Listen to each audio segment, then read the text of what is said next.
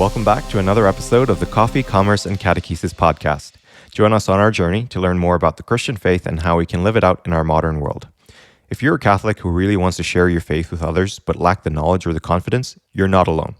But today we're talking to two people who just might be able to help you with that. Jacob Ciccarelli and Zac Johnson, founders of Truthly. Over to you, Travis.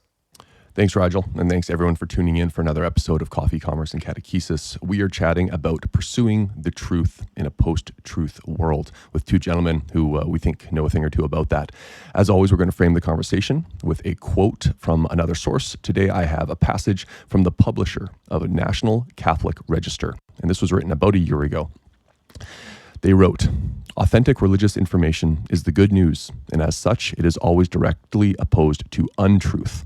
St. Francis de Sales, the Church's patron saint of writers and journalists, used to slide doctrinal pamphlets detailing the truths of Catholic dogmas underneath the doors of Calvinists' homes. St. Francis de Sales used religious information to evangelize. However, there has always been the problem of false information, untruth. The proliferation of information from myriad digital sources has clearly caused difficulties in vetting and attempting to verify information. In addition, the convergence of traditional news media with online and digital media in a global 24-hour news cycle has led to a pressure to report news more quickly and often without the reliance on traditional journalistic standards and verifications. Another factor is the changing economy of the traditional news space. As legacy news outlets have shifted to reliance on digital advertising revenue, it becomes more likely that they may publish material not because it is accurate or newsworthy, but because it gets clicks. When it comes to news related to the church, the issue of fake news is compounded by the fact that the secular media simply has little knowledge on religious subjects, especially the Catholic Church. And even worse, they deliberately reject any notion of objective truth and, increasingly, even basic scientific fact in the name of ideology and relativism." So I think that's a useful quote for framing the conversation today, which is truth. What is the truth? And is it even a thing? Many people in our culture would say it probably isn't. And so we're chatting with two gentlemen who are building a business sort of predicated on addressing that from a Catholic perspective. By way of background, Jacob and Zac are co-founders of Truthly and passionate Catholic entrepreneurs on a mission to revolutionize evangelization. Truthly is the world's first Catholic action app designed to empower Catholics with instant access to church teachings to help them confidently share their faith. Their journey blends tech innovation with a deep commitment to living out their faith, turning belief into action every day. Jacob is a graduate of Belmont Abbey College and a seasoned sales leader with over a decade of experience in B2B sales. He specializes in building and scaling high-performing teams with notable contributions at companies like Fleetmatics, Whiparound, and Amper Technologies. He's also the founder of a sales consulting firm and, most importantly, a dedicated father of four. Zac attended law school at the University of Notre Dame, is a litigator at a corporate law firm, worked for his parish during college, teaching apologetics and leading evangelization efforts, and used to be in a touring Christian rock band. So Jacob and Zac, welcome to the show. Before we get into anything, Zac, can you tell us what the name of this Christian rock band was? I knew this was coming. Yeah. And it's a little unfair probably of me to characterize it as rock. It's more like metal, but I don't want to scare people preemptively. But we were called Bruised But Not Broken. Nice. Very cool. That's really cool. Well, we'll have to do another episode one day, maybe, to dive more fully into that that story. It's the coolest part, I think, of what I've done. So I just always tag that at the end. Throw it in. That's awesome. Well, maybe we'll start here with you, Zac. Notwithstanding your fledgling rock band career, metal band career, maybe give us a little bit about your background, leading us up to the point of you thinking that starting a business predicated on sharing the truth in our culture was something that you were called to.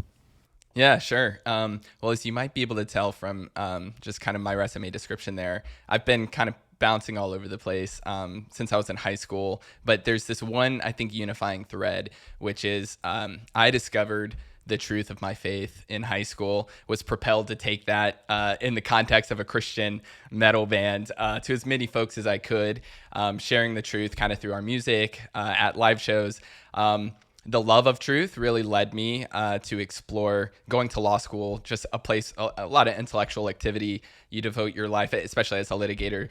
You know, the theory is to identifying the truth, of allegations, sifting through, people's testimony, et cetera, trying to get to the truth, trying to reach a just result.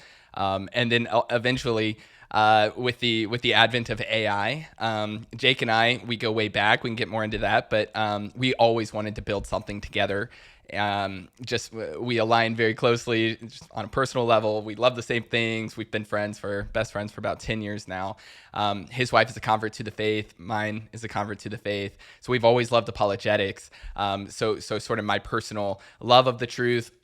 I just love sharing the truth. That took on a new, I think, manifestation, and we entered into a new chapter with Truthfully, and that's been just a joy to work on with Jake, and obviously has led us to meet great gentlemen like you guys. So it's been so much fun, such a blessing to work on. And what about yourself, Jacob? You came from the world of B2B sales, so tech is not something that's totally foreign to you. It's not, a complete transition or anything. But what drove you to actually start your own company, especially in this space? Yeah, so the last 10 years, has really been my wife and I's journey. I know, obviously, I've been in B2B software as a service for the last, 10 plus years, but my wife's journey to Catholicism, and then also my reconversion of Catholicism as cradle Catholic, really was the core aspect of the last 10 years of my life. And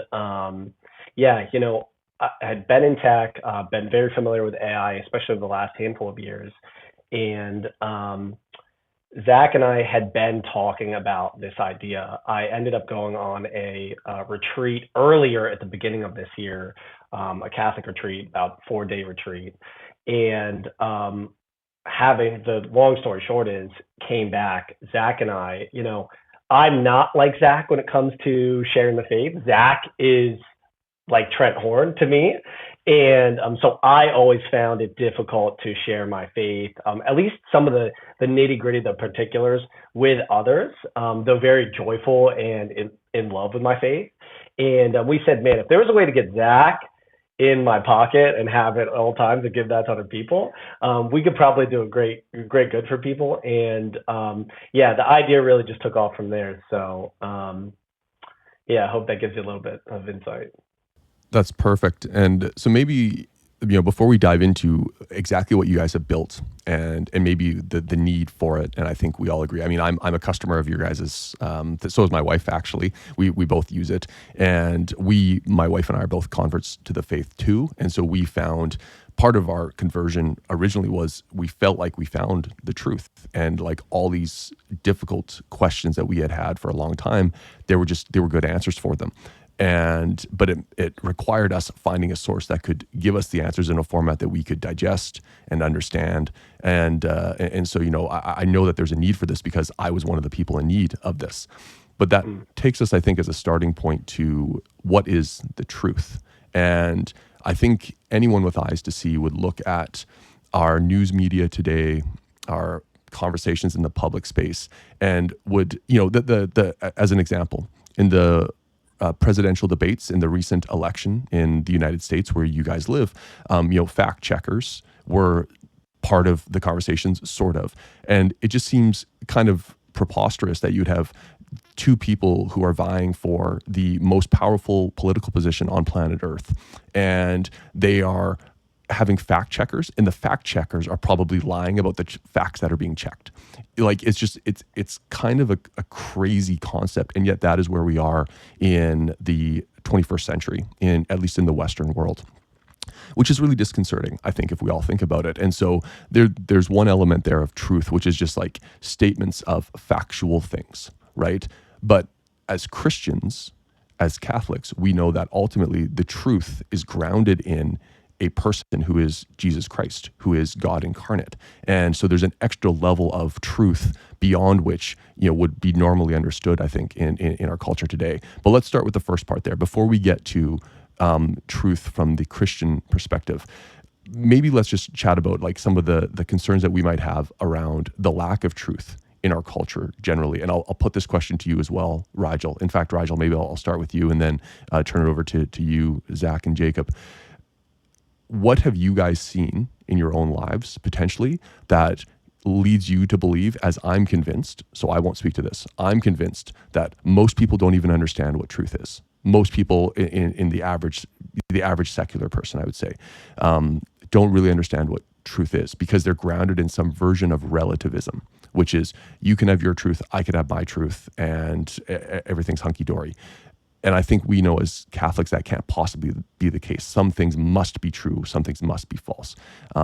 So Rigel, maybe as a starting point, what things have you maybe seen in your own life that convinces you that people really don't understand what truth is oftentimes in our culture today? Yeah, I think there's so many examples of that, and I think there, you can point to like specific reasons why that's the case. The first being that, and we live in a day and age today where it's just like it's the worst thing you can do to possibly just offend someone, especially here in Canada. Like the goal is to maintain peace. Like confrontations are just avoided, and that's not good if you're trying to ascertain truth, because truth butts heads with lies, right? And so if something is not the truth, then if we point it out, there should be some kind of confrontation, some kind of conflict. So we can't just skate by and, agree with everyone and also have our own view and have all of it be true. So I think that's one part of it. I think another aspect to it is also just social media. We live in like a bubble of confirmation bias where we'll see things on social media, we'll tell it what we like, and then it'll feed us more of the same. And so it's just like confirmation bias compounded over time. And so, unless you're actively seeking out truth or seeking out opposing views, you're not getting it. Like most people consume their media through social media and stuff these days. And so, even if you see a news article that you don't really like the headline of, it's not likely that you'll read it. So most people aren't actually actively seeking out truth. Like they might stumble upon it, but they're not seeking it out. And then the last piece I'll add is just like, the place that people like to go for truth these days is statistics and like scientific papers and stuff. But even that, it's just like it's so questionable these days. Like there are studies that you can really question the research methodology that they've used. Even statistics can be manipulated to tell a certain story. So the things that we used to be able to rely on as like, okay, there's some evidence to this. Like I don't even put much stock in that anymore, because if you have two people with two opposing views, you'll find two PhDs who have published two different papers confirming those exact same things. So and they both can't be true. So yeah, that's just my position on it. How about you, Zac? We'll ask you, in your personal experience now, you're an attorney. You operate in the world where, fleshing out what the truth ought to be should be maybe the most important factor, if not, is certainly one of them. And yet I'm certain you've also encountered a reality of living in what we would classify as a post-truth world, a post-truth culture. What things have you witnessed in your own life potentially in that vein? Yeah, no, this is great. I think what Rigel said really struck me when he said people aren't actively seeking out truth. We don't love truth like maybe our forebears did. Just think of Socrates as sort of the great emblem of a truth seeker, a man who was so passionate about the truth that he said it's better when somebody corrects you, because like you should thank them for correcting you because they've actually helped you to learn and to grow. But today, like Rigel mentioned, so often correction is seen as offense and not as, if it's done, hopefully it's well-intentioned, but even if it's not, even if it's done really poorly, the person has still actually done you a favor by helping your mind to align to reality better. So I think we've lost that just deep-rooted love of knowing what's true, and God gave us intellects for that purpose, for the pursuit of truth. And if we're not using our minds for that purpose, we're really not using our minds for the purpose that they were created for. Yeah. So that's going to cause all sorts of dysfunction.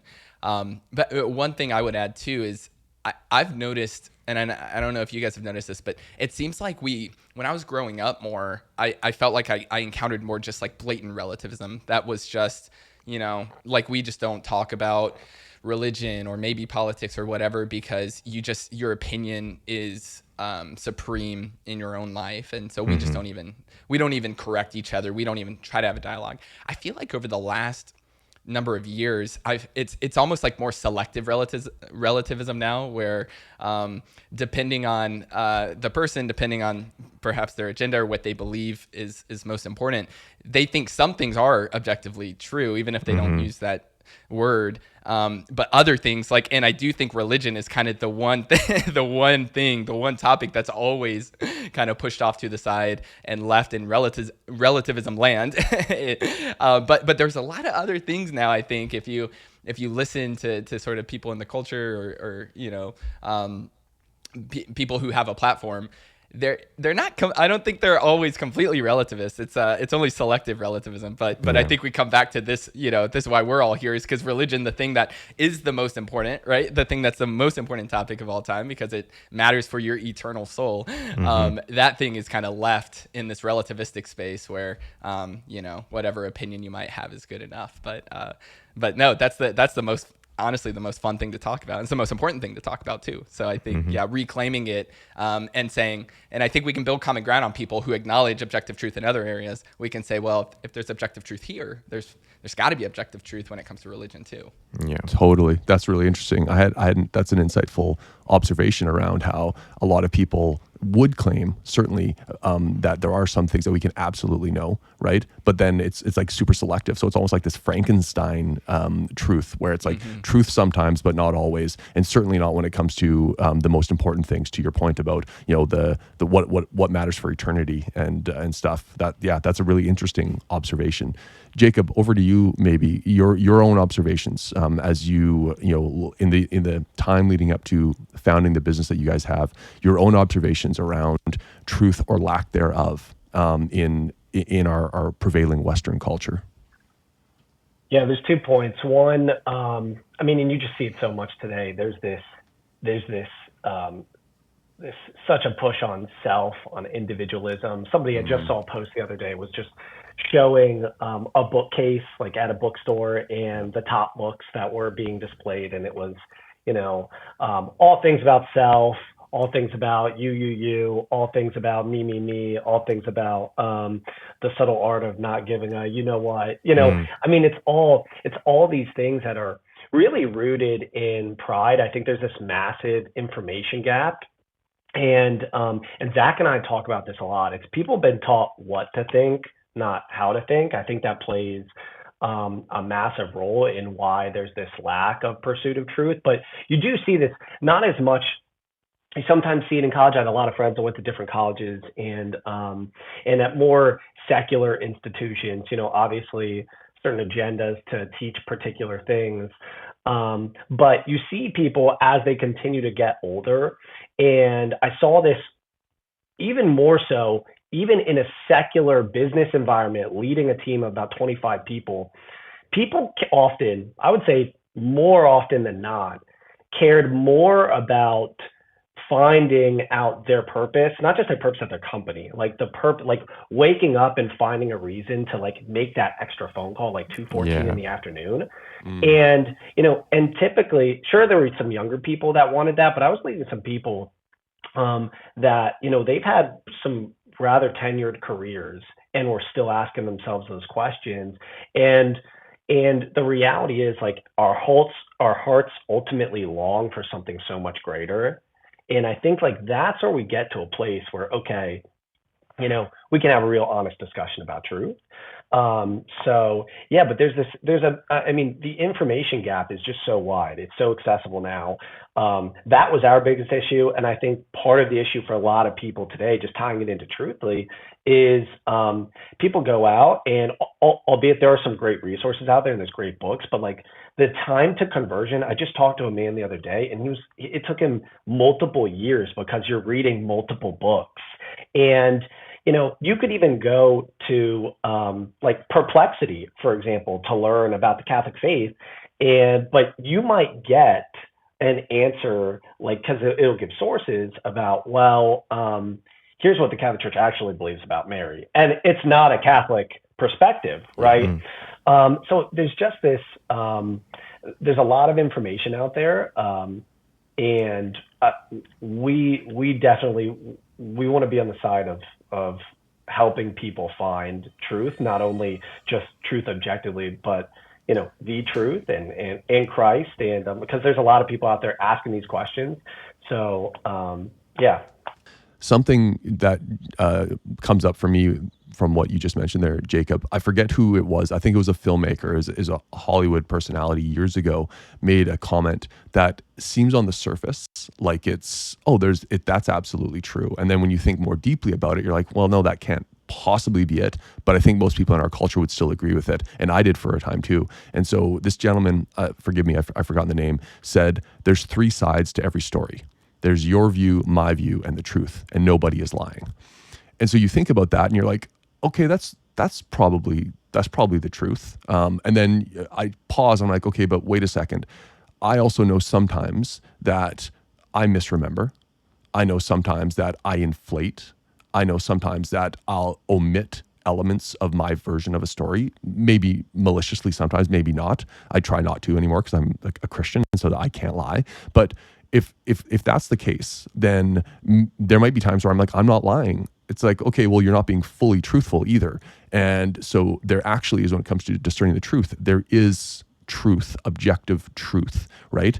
And even if you don't have a fulsome understanding of it, you should strive to get there. And I don't think that most people in our culture do. I think if most people in our culture were asked, what is the truth? They would equate it with their version of things, right? Or whatever they feel personally most comfortable with. And I think we know that that's a problem. And that's a problem because when you have, to your point, Rigel, earlier about like social media effects or whatever, amplifying the echo chambers that we live within or whatever it is, the echo chambers crowd out the objective truth because you're living in your own little silos that are so loud, so reverberating that you start to believe that objective truth, if it exists at all, is probably the closest to what my echo chamber is telling me it is. And I think we know that that's a problem. And it's a product of our selectively relativistic, Zac, as you pointed out, selectively relativistic culture. Rigel, over to you for the next question. Yeah, just one thing I wanted to point out there that you mentioned, Travis. I think that's actually one of the most beautiful things about prayer is that, when we have conversations with other people, like we have all our thoughts and feelings, and then, that gets filtered down into the actual words we use, which don't like necessarily fully reflect all the thoughts and feelings we have. But then when we take it into prayer, we're talking to this being who knows our heart and our soul way better than we do. Like there's no hiding anything, right? There's no omitting anything. There's nothing we can say out loud that he doesn't know the meaning behind better than we do, So like, I just think that's like a beautiful thing about our prayer life. But question for all of you, we were talking about like, what is truth? But on a personal level, like what does it mean to you guys? Because one thing I've noticed is, people who actually seek objective truth, people who are seeking it out actively, they've reached a point in their life at some point for some reason where it suddenly matters to them. So I'm wondering for you guys if there's been a turning point for you guys that's led you down this path, and that includes you as well, Travis. Yeah. I'll tackle that first, and then turn it over to you, Jacob and Zac. So I'd say for me, I was fully on board with the whole relativistic worldview. I don't know if I would have admitted that. I don't even know if I thought about it, but I had bought hook, line, and sinker into this, hedonistic, commercialistic, materialistic, basically atheistic, although I probably wouldn't have ever admitted to being functionally atheistic, but I was, worldview, and it grounded in anything other than the truth. And I think it took for me to be in a relatively dark place, where I had a bunch of like my material needs were completely met. Like I had a job that was way too lucrative for the work that I did. And there was, not that I didn't want for anything, but like, honestly, I was fine. I could have kept doing that forever. And I wasn't happy. I don't even think I would have, even in my best moments, I don't think I would have ever claimed to be sincerely happy. I would have maybe thought, I've found enough that gives me fleeting moments of happiness. And then I had a health crisis on top of that. And the health crisis, part of it, I think, might have been that when I wasn't getting answers. So I knew something was wrong with my body. The doctors weren't finding things. So the answers were like, it's fine, it's fine, it's fine. And I'm like, okay, but it's not fine. Like my heart is doing things. So it's inside my chest, not yours. I can feel it. And finally, when I did get a diagnosis, I realized, I think, or maybe I had already realized it, and this really put it into concrete terms. It's like, that's right. There was something. There was one answer. There was a truthful finding, and a bunch of people were giving me answers, and maybe they did their best, but they hadn't found the truth. And then someone did. And I think that for me made it concrete. It was like, wow, that's right. There was something objectively not right with my heart. And now I know what it is. It took me a long time to find it though. And it was messy, but the truth is out there. And I think I took that in a purely materialistic sense, like material as in my body. And then that made me start, and I was already at the point in my life where I was questioning my lack of faith, why I'd gone wrong and everything. And I think that really put it into concrete terms. And that's what opened my eyes, partially at least, to the Catholic Church, which claims to have the fulsome understanding of the truth because it was the church instituted by our Lord and Savior Jesus Christ. So I think for me, that would have been the moment. It took like a health crisis, basically, for me to like open my eyes to, no, truth is a thing. It's not a matter of opinion. Truth exists and it can be found, but it might not be easy. So I'd say that's mine. Zac, how about you? Was there a specific moment in your life that you can think back to? Yeah, no. And before I get to me, I think that's a brilliant example, Travis, because what's so cool there is it highlights the fact that is very intuitive, and we all know if we think about it, but that medical truth helps our physical bodies, right? So then theological truth, philosophical truth helps our minds, helps our sort of interior lives. So like medical truth is important to the health of the body, every other type of truth is just as important to the health of our minds and to the health of our intellects. And that's what it's always meant for, even though it hurts, right, to get that, diseased limb amputated. It's going to make you healthy. And so if it hurts to kind of cut off something from my worldview that's false or was egotistical or selfish, it's going to be, in the end, going to give me a better, more healthy mind. So it's always worth it. So I think that's a great example. And our minds, the health of our minds is invisible. We can't usually invisible. So we can't really test it always. But if we can just think about it in the physical terms and then analogize that to our minds, I think that's really helpful. So for me, so it actually kind of goes back to my band days, I think, when I moved from Florida to North Carolina to be in this band when I was in high school and just graduating high school. And these guys, I love these guys. They were all evangelical Protestants. So I was the only Catholic in my band, and I would go with them. So they were all great musicians. They all played at their churches. So I would go with them sometimes. I was always going to mass. I never left the church or anything, but I would go with them to their services and kind of see them play and experience all of that. And it was just a really, honestly, fun, enjoyable experience to go to their churches and to be a part of that community. They were really, really good at bringing people, inviting people into community and making them feel welcome. And they had, I think they actually had delicious local craft coffee, serving as you came in. So you could just grab your coffee and go take a seat. And it was awesome. It was so fun. And it really put pressure on me to answer the question, why would I go to mass and why would I go spend an hour, sometimes kneeling, sometimes in silence, always in an ancient liturgy? Why would I go do that instead of going to this really enjoyable, fun experience that truly, I bet, could make me feel very close to God and could improve my faith life? And maybe I wasn't experiencing that as much in the liturgy. So what is it all for? And I just came back to the topic we're talking about here. If the Eucharist is true, if that's really Jesus's body, blood, soul, and divinity, if the church was instituted by him and what it teaches is true, and it's telling me it's good for me to be at mass and that I have to go to mass, actually, it's an obligation, but for my good, then if all of that's true, then there's no way that I would ever miss it, even for the best alternative, because this is true. And so that's going to keep me here. So that's really what sparked my own personal journey, delving into these questions and really, I think, verifying for myself that the faith I grew up with was true. And before I turn it over to you, Jacob, to field that same question, I come from an evangelical background, Zac, so a ton of what you just said totally resonates. Going to church for me growing up was oftentimes like going to a concert, quite literally. And so, and part of what prevented me, I think, from going back to that tradition that I'd been raised in, my entire family would be in that tradition. My father was a Baptist minister my entire life. So it's this is for me to not go back to that is a crazy thing to have done. But I think now I can reflect on, just because something is enjoyable, even though something can have elements of good, well, that doesn't mean it's the best thing for you necessarily, right? And sometimes we can misunderstand what's best for us. Like, I'm sure a lot of clever people out there could make compelling arguments for why brothels are places to spend time, right? We humans are all made in the image of likeness of God. So you're getting close to other humans who are made in the image of likeness of God in a very intimate way. And that, like, you know what I mean? Like, I think very quickly people can spin all sorts of things into, well, this is why I'm settling here, as opposed to continuing to search for what is the most beautiful thing, the most true thing. And so, you know, I'd encourage anyone who's listening who might not come from a Catholic background, if you've never opened your heart potentially to being drawn there, I'd encourage you to at least think so. If the reason that you're in your faith tradition is just because you feel comfortable there, okay, well, I'm not sure that's an intellectually justified. It's an understandable answer, but it's not really an intellectually justifiable answer for why you haven't sought the truth, or at least considered that you might not have it in its completeness.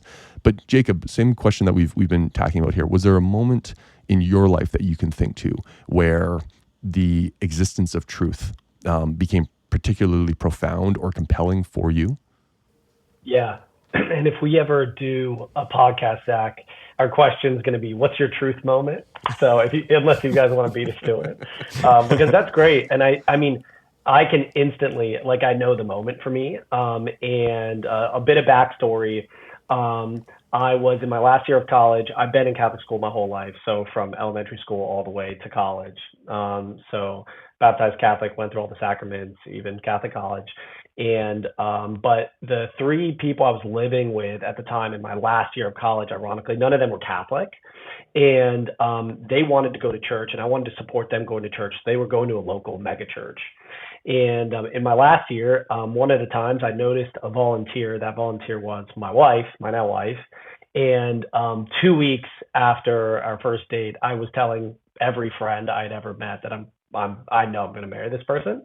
And that journey of getting to know her, getting to know her family, led to a moment where I was sitting down with her father, and he said, I hope you know Kayla will never become a Catholic. She'll never become Catholic. And, you know, being at a Catholic college, being Catholic school your whole life, like, you're not quite challenged on the faith as often as you probably would. Now, I went down from Pennsylvania to the South, to Charlotte, North Carolina, where obviously, you know, more traditionally the Bible Belt, if you will.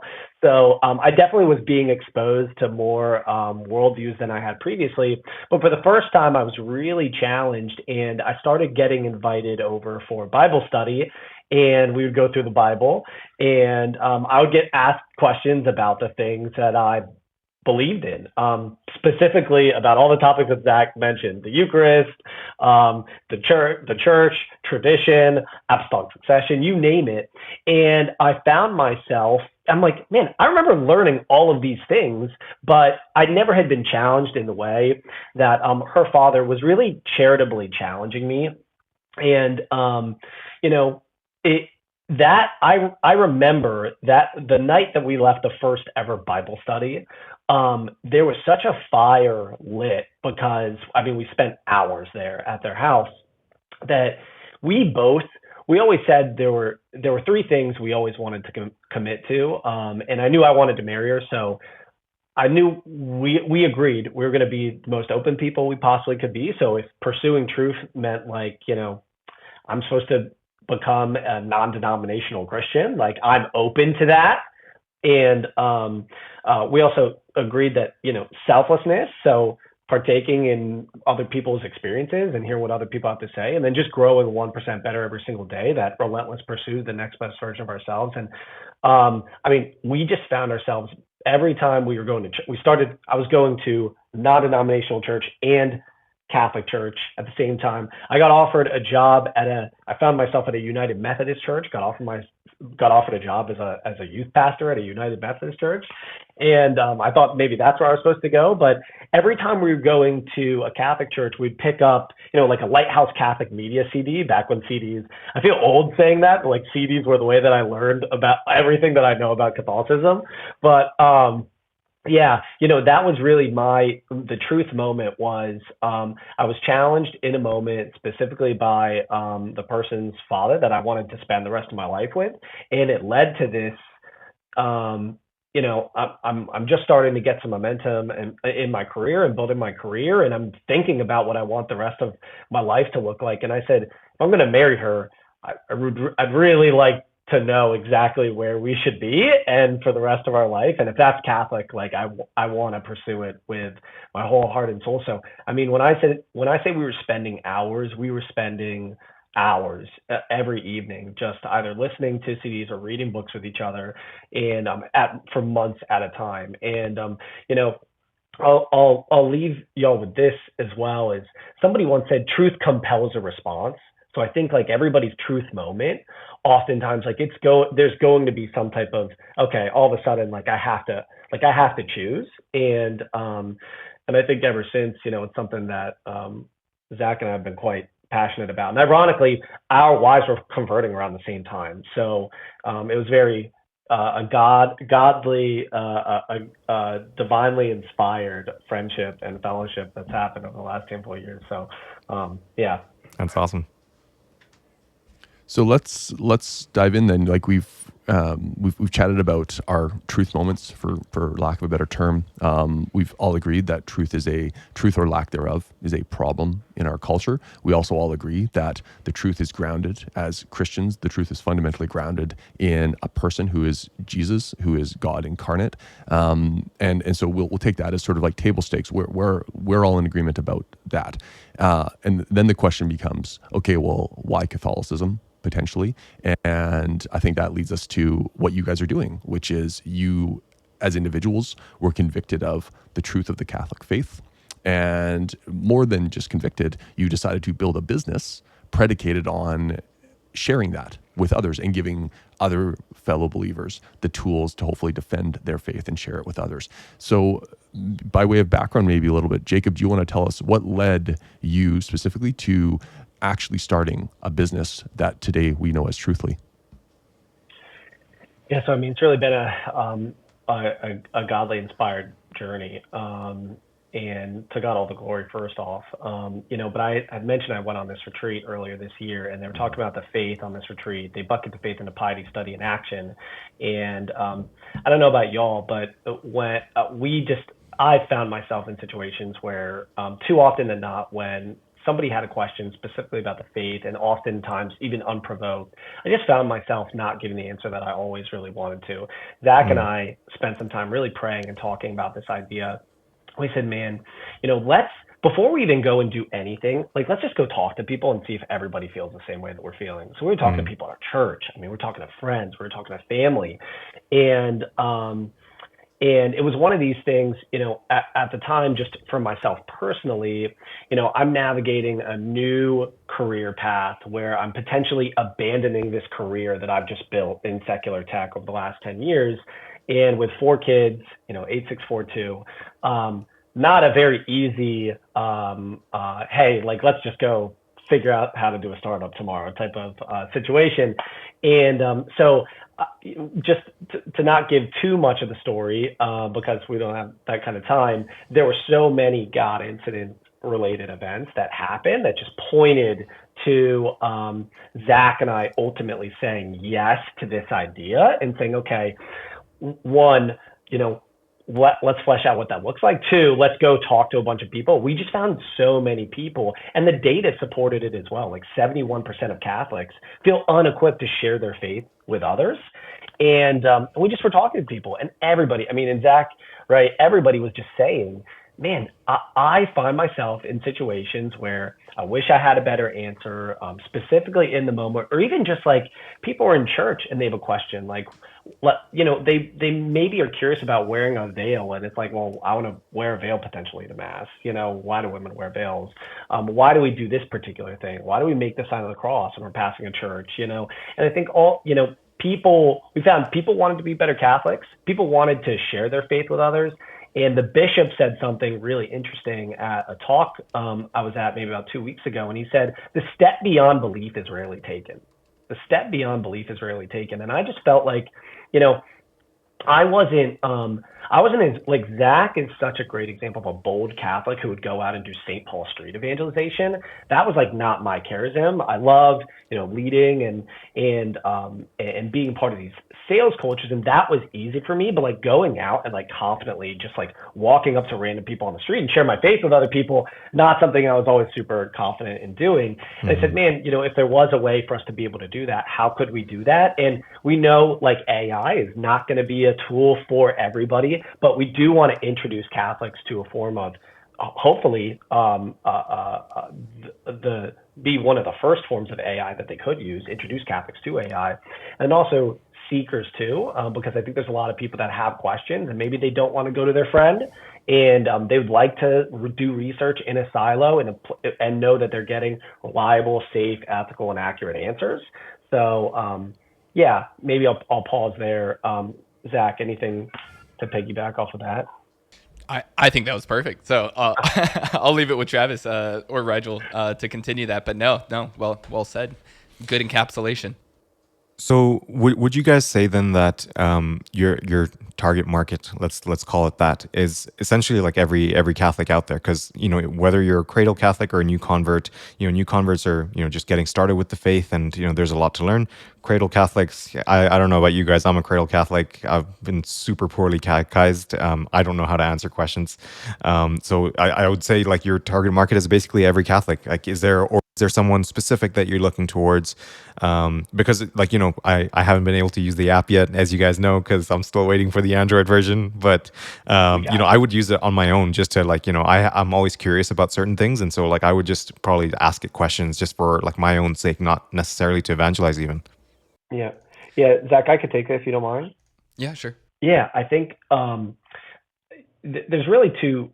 Generally, yes, all Catholics. I think anybody that's interested in becoming a better version of themselves every single day. The beautiful thing about the faith is we will never know everything about our incredibly wonderful, beautiful Catholic faith. So I think that being said, that's why a tool like Truthly is so incredibly valuable. But there's two people that we've just found that really gravitate towards what we're doing. And number one, people that are either converting or just converted to the faith, like they are on fire. They have questions.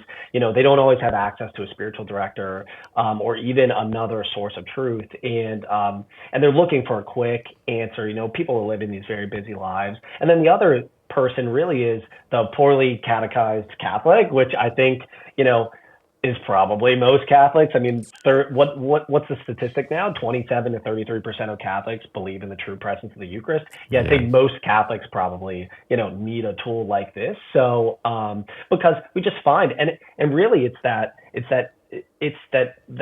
we don't really, I think so many of us don't really know the truth, and access to it in a very instant way, I think is part of one of the ways we can help fill that gap. So yeah, those are the two people. It spans out a lot wider than that, but like if I'm speaking to anybody out there, I would certainly say like if you feel like you're one of those people, it could definitely be an app for you. But maybe that's my next question is Zach, if you want to field this one potentially, because you're the voice that we hear if we're using it. What is like Truthly? Like pretend no one's ever heard of it before. Like Truthly, if someone was to look it up online, what would they actually find if they find and then download this thing called Truthly? Well, currently in its current form, it is an app that is unfortunately only on iPhone, but we're working diligently to expand it beyond that. And it's got three components to it right now. So the biggest one, the one people are really excited about, is the AI chat feature, where you can talk with basically a Catholic apologist, and you can ask it any question you want to about any topic, not only something about religion, and it will give you an answer that we've been continually impressed by. People who try it are impressed with it. So it gives you a great Catholic answer. So from the Catholic worldview, that's also charitable. So we're not, we don't want to attack, we're not trying to be uncharitable in the way we express the truth. So we're guided by 1 Peter 3:15, right? Which is Jake's, I think Jake's probably his favorite Bible verse of all time, which says, always be ready to give a reason for the hope that's within you, but do it with gentleness and reverence. So we try to program all of our technology, the AI, to always give the truth in a loving way. So you'll get that in the chat feature.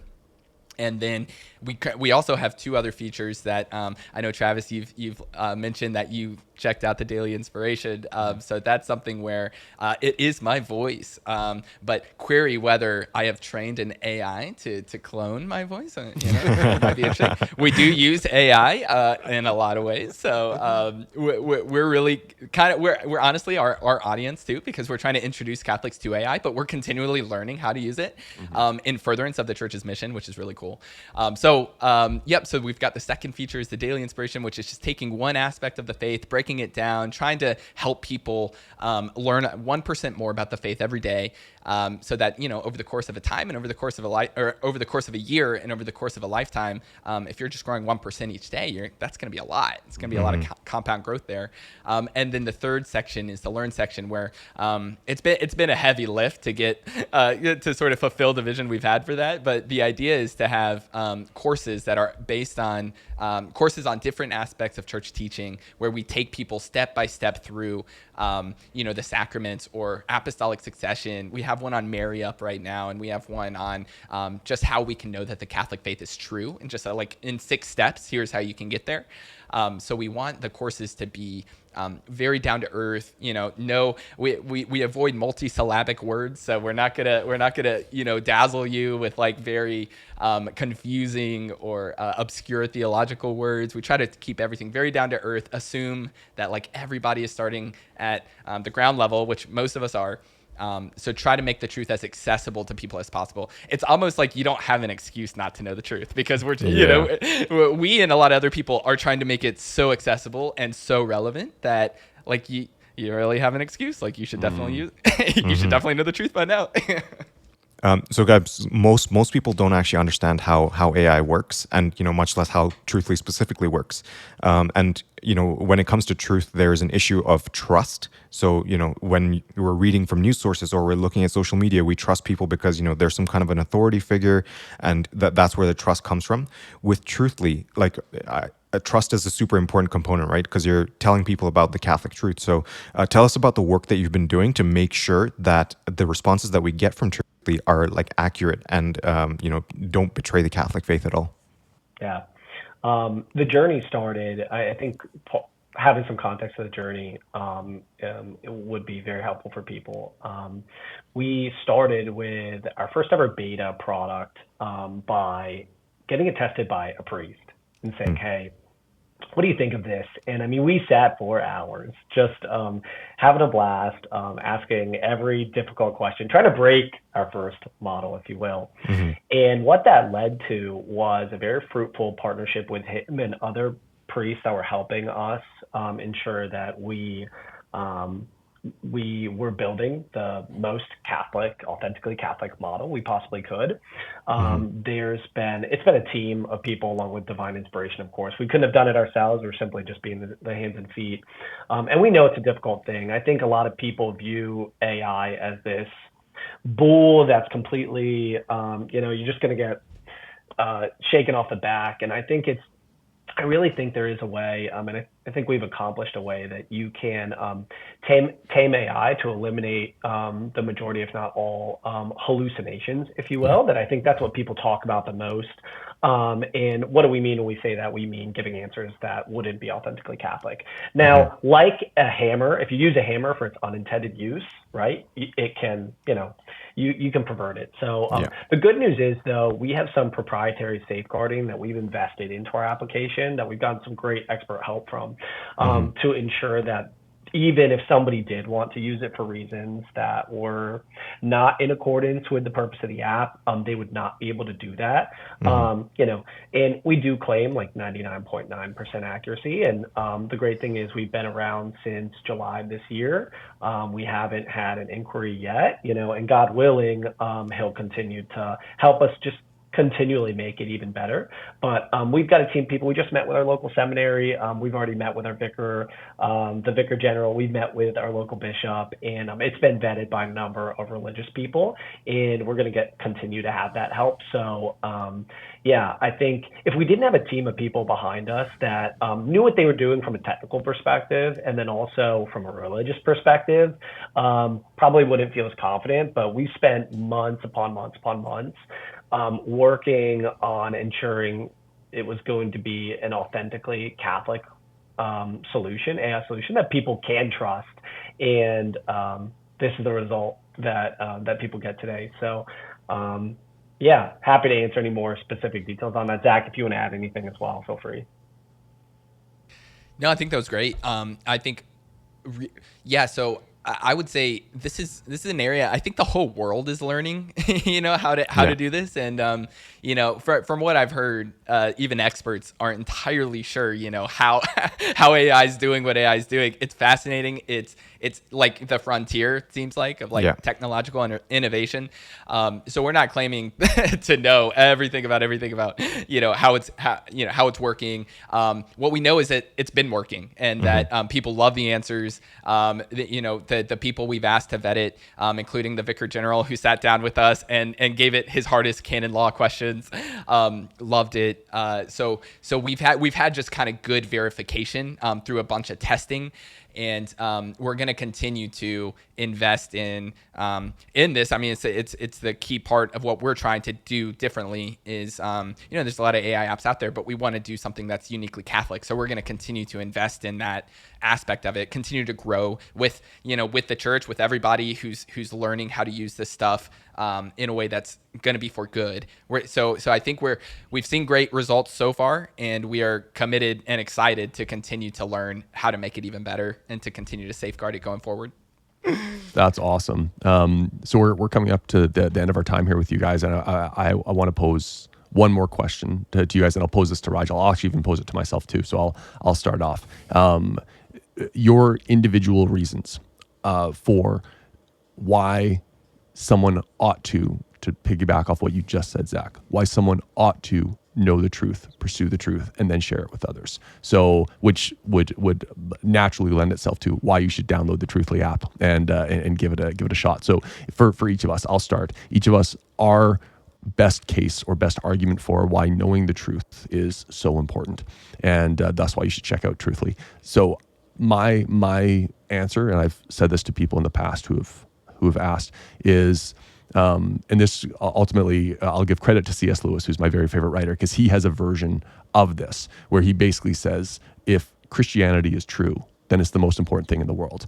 If Christianity is not true, well, then it's utterly unimportant. It's irrelevant. The only thing it can't be is in the middle. The only thing it can't be is modestly important. And so my answer is generally that if Christianity is true, and I believe it is, if Christianity is true, then it claims my entire life, right? And if it claims my entire life, then I should live my life accordingly, and I should want that for others as well. So for me, that is a reason why I ought to know my faith so that I can share it with others, because it's the most important thing that I will ever encounter in my entire life. In fact, it shapes my entire life. And so for me, that's why I think knowing the truth is so critical, and why a tool like Truthly is such a valuable part of the arsenal or the formation or whatever it is to help Catholics share the truth of the Christian faith with others. So that would be my response. Rigel, do you want to take a crack at it? Why you think the truth is something that we ought to care about, pursue, and then share with others?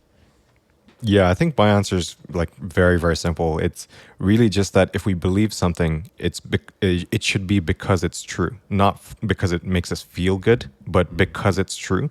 And so, if I have a faith and, if I want to believe in something, I should believe it because it is true. And that requires a seeking of the truth. Simply, that's my answer. Awesome. How about you, Zac? You've already sort of maybe given part of an answer, but your reason for why we should care about pursuing and sharing the truth. It's such a good question. And Jake might mirror my answer a little bit, because we've been talking about this for almost nonstop for almost a year now. But one thing that especially my wife and I have talked about as well is the truth leads to life to the full, as Jesus says in John 10:10. He said, I came not to destroy. I came not to make your life worse. Jesus, who is the truth, right? John 14 says he's the truth. He came to give us life and life to the full, life more abundantly. And I know every time that I have learned the truth and then conformed my life to the truth, my life has gotten better. It just has. And it makes no sense at first, because at first you see the truth as taking something away from you. Right. Because the truth, like Jake said, the truth always it demands a response. Like if we see something true, it's going to demand something from us, and usually that looks like the amputation right, of a limb, but then it turns out that limb was diseased, and I feel so much better now. So that's kind of, I think, and in our world today, where people are so thirsty for meaning, for true joy, not just fleeting happiness, but true, deep, lasting joy and purpose and meaning, I think the church is in a wonderful position to go back to John 10:10 and say, we don't just have a list of rules for you. We don't even have objective truth that's going to make you sad for the rest of your life. Like, okay, you got the truth, but now, sorry, now you've got to be bummed out the rest of your life, even though you have the truth. Like, we have the truth, and it's going to give you the most beautiful, fulfilling, joy-filled life imaginable. Yeah. That's a terrific answer. Jacob will give you the last word on why we ought to care about the truth, pursuing it, and sharing it with those in our lives. Yeah, hard to piggyback off of everything that Zac just said, because it aligns so much with and we're talking about this every single day. But yeah, Zac has a quote from the first course that we do, where he talks about it leads to this unimaginable joy. And I saw Chris Stefanik earlier this year speak. It was like the kickoff for meeting all my favorite Catholic speakers this year. If I could summarize this year, I can't tell you how many Catholic people I've met that I've never met previously before this year. And it's such a unique thing about, I think, joy. Like, I just think of joy when I think of truth, and this unimaginable joy. And he said, joy is so interesting, because joy is what you get when you rest in the fact that you are loved, and in this peace that even when everything else is a mess. And I think that is, when I think of truth and pursuing it at all costs, and look at the apostles, I mean, I hope I can be only as bold as them. If I could be a tenth as bold as they are, maybe I'm not doing too bad, but I mean, they were willing to undergo the worst of all circumstances in pursuit of truth. So, but the joy that we get from pursuing truth.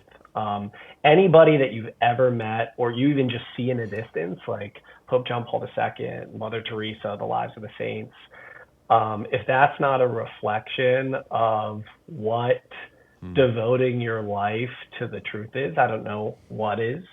So who wouldn't want to be a saint? And I think if you're thinking of truth, it's never too late to start. This is if somebody's out there, they're listening to this, check out our app if you're interested, and or subscribe to CCC, and but joy. That's beautiful, and it's so true. And that has been exactly my experience. Is people who have listened to the podcast before would know. In pursuing the truth, I have found not just profound happiness. My wife as well. We have literally found what we are 110% convinced is the purpose of our lives. And if we hadn't done a scary thing at first, which pursuing the truth can be scary, of course, because it can lead you to make hard decisions. It can lead you to accept things you might not want to accept, but it leads to joy, and it leads to purpose and meaning. And that has been exactly my experience.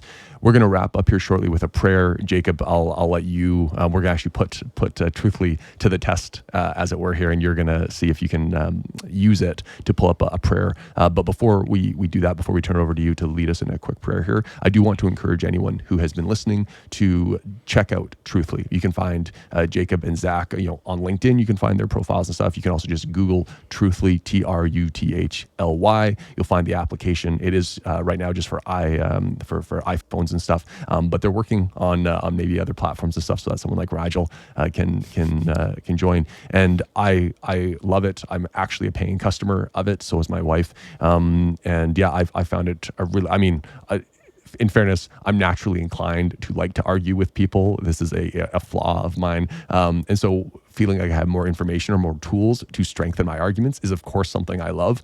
But even if I wasn't, even for my wife, who is the opposite of that, my wife is the very opposite of that, I know that she enjoys having really simple explanations for things that can be very complicated, even for people that are very grounded in their faith. And I think what you guys have done, Zac and Jacob, with Truthly is make it very accessible to wrestle with and address some of the complicated or nuanced teachings of the church in a very, very easy to access way. And so if you're listening to this and you haven't checked out Truthly, I do want to encourage you to do so. We'll put a link in the show notes as well, so you can easily find it and check it out. And I don't think for a second you'll regret it. To bring the conversation to a close, we always wrap up in a prayer. Like I said, we're going to see if Truthly can help us with that a little bit. Jacob, what do you think? Are you ready to lead us in a prayer? We're ready for a shot. All right. I prompted Truthly and said, write me a closing prayer for a podcast about truth that we were just on. So I'll lead us. In the name of the Father, and the Son, and the Holy Spirit, amen. Amen. Heavenly Father, we thank you for the time that we've spent together today, exploring and sharing in your wisdom and truth. We're grateful for the opportunity to connect with one another and deepen our understanding of your teachings. May the insights we've gained here inspire us to live more fully in your love and truth. Guide our hearts and minds as we go forth, helping us to carry the light of Christ into the world. May we always seek to glorify you in our words and actions, spreading your peace and joy to all those we encounter. We ask this in the name of your Son, Jesus Christ, our Lord. Amen. In the name of the Father, and the Son, and the Holy Spirit. Amen. Amen. And beautiful. Before we got on the air here, we opened with a quick prayer that I led. Truthly, just demolished my prayer. So if I was looking to be a prayer writer for a career, I'm out of a job instantly. So that's awesome. And I think that prayer is a perfect example of why people need to do exactly what we're asking them to do, which is go check out Truthly and give it a shot yourself. I think you will be glad that you did. So, Zac, Jacob, we really appreciate you guys taking the time to join us today to chat about what you're building, why you're building it, and why people should check it out. Really appreciate it. God bless you.